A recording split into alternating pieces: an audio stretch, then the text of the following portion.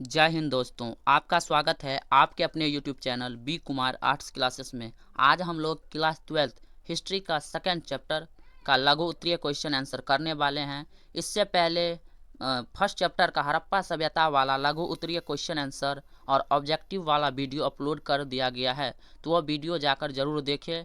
तो स्टार्ट करते हैं यह वीडियो स्टार्ट करने से पहले अगर आप चैनल को सब्सक्राइब नहीं किए हैं तो जल्दी से चैनल को सब्सक्राइब कर लें, साथ में बेल आइकन को दबाना ना भूलें। तो स्टार्ट करते हैं यह वीडियो। पहला क्वेश्चन है, मौर्यकालीन इतिहास के प्रमुख स्रोत बताइए। इसका उत्तर है मौर्यकालीन राजाओं के बारे में इतिहास के प्रमुख स्रोत इस प्रकार हैं।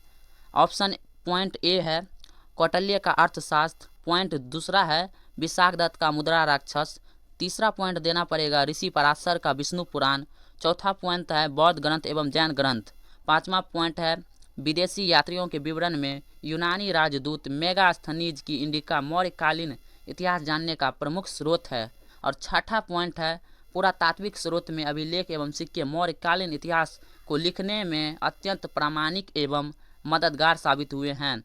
इसी ग्रंथ के आधार पर यह जानकारी मिलती है कि चंद्रगुप्त मौर्य ने भारत में मौर्य वंश की स्थापना किया। मौर्य वंश की स्थापना चंद्रगुप्त मौर्य ने नंद वंश को विनाश करके किया था। दूसरा क्वेश्चन है, अशोक के धर्म से आप क्या समझते हैं। इसका उत्तर है अशोक मौर्य वंश के तीसरे सम्राट थे। जी दोस्तों, अशोक जो था मौर्य वंश के तीसरे सम्राट थे। अपने धर्म एवं उसके प्रचार के कारण ही अशोक न केवल भारत में बल्कि पूरे विश्व में प्रसिद्ध व्यक्ति बन गया। अशोक ने अपने शासनकाल में 84,000 स्तूप का निर्माण करवाया था, जिसमें से हेंग सांग ने स्वयं अपनी आंखों से 80 स्तूपों को देखा।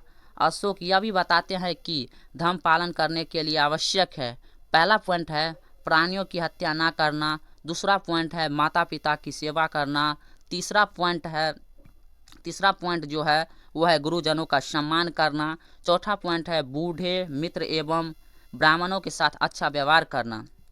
तीसरा क्वेश्चन है, बहुकालीन 16 महाजनपदों के नाम लिखिए। इसका उत्तर है समस्त भारत में 16 महाजनपद के रूप में क्षेत्रीय राज्यों के उदय के साथ ही भारत में प्राचीन राज्य भी अस्तित्व में आ रही थी।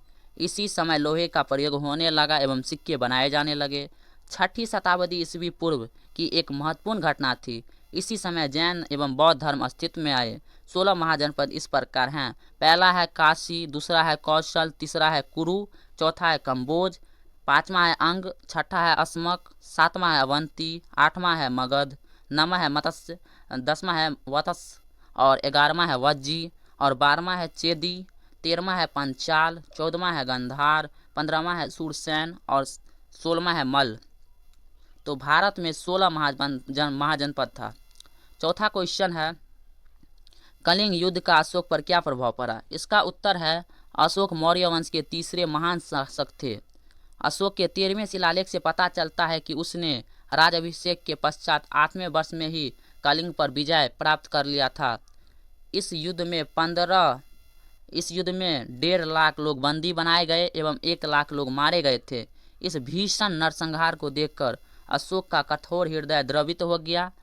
उसने अब कभी भी शस्त्र ग्रहण न करने की प्रतिज्ञा ली। उसने चंद्रगुप्त मौर्य द्वारा गठित सेना को भंग कर दिया। अब उसने युद्ध की जगह धर्म प्रचार की निश्चय किया। इस प्रकार अशोक ने साम्राज्य विस्तार की नीति के स्थान पर धर्म प्रचार की नीति अपनाई। समस्त भारत सहित विदेशों में भी धर्म प्रचारक भेजे, इसलिए अशोक महान सम्राट कहलाता है। चौथा क्वेश्चन है, चंद्रगुप्त द्वितीय विक्रमादित्य की उपलब्धियों का वर्णन कीजिए। इसका उत्तर है समुद्रगुप्त की प्रधान राजमहिषी दत्त देवी का पुत्र चंद्रगुप्त विक्रमादित्य एक शक्तिशाली सम्राट था। विक्रमादित्य उसकी उपाधि थी। उसने नाग राजकुमारी कुबेरा नागा से विवाह किया था। उनकी पुत्री प्रभावती गुप्त थी। प्रभावती गुप्त का विवाह वकाटक रुद्रसेन द्वितीय से हुआ। चंद्रगुप्त ने वकाटकों की सहायता से काठियावाड़ के शकों का अंत किया। वह स्वयं वैष्णव मतावली का था। उनका अन्य धर्मों के प्रति आस्था था। प्रसिद्ध चीनी यात्री फायान इसी के समय भारत आया था। चंद्रगुप्त द्वितीय का पुत्र राजकुमार गुप्त प्रथम था, जो पिता के समान ही वीर पराक्रमी था। पांचवा क्वेश्चन है, मौर्यकालीन कला पर प्रकाश डालिए। इसका उत्तर है मौर्यकालीन कला उस समय के सर्वोत्तम कलाओं में से एक था, क्योंकि पाटलिपुत्र में चंद्रगुप्त मौर्य का राजप्रसाद वास्तुकला का बेजोड़ उदाहरण था। फायान के अनुसार यह राजप्रसाद मानवकृत न होकर देवों द्वारा निर्मित था। पहला पॉइंट, स्तूप। बौद्ध परंपराओं के अनुसार अशोक ने 84,000 स्तूप बनाए थे। यह थोड़ी आश्चर्यजनक की बात हो सकती है, लेकिन हेंग सांग ने स्वयं अपनी आंखों से 80 स्तूपों को देखा था। सांची का स्तूप मौर्य वास्तुकला का उत्कृष्ट उदाहरण है। दूसरा पॉइंट है लोक कला। मौर्यकालीन लोक कला का सर्वोत्तम उदाहरण विशाल यक्षयशनी की प्रतिमाएं हैं। इनमें मथुरा जिले के परखम ग्राम से यक्ष मूर्ति एवं पटना के दीदारगंज से प्राप्त चौड़धारणी की यक्ष प्रतिमाएं महत्वपूर्ण है।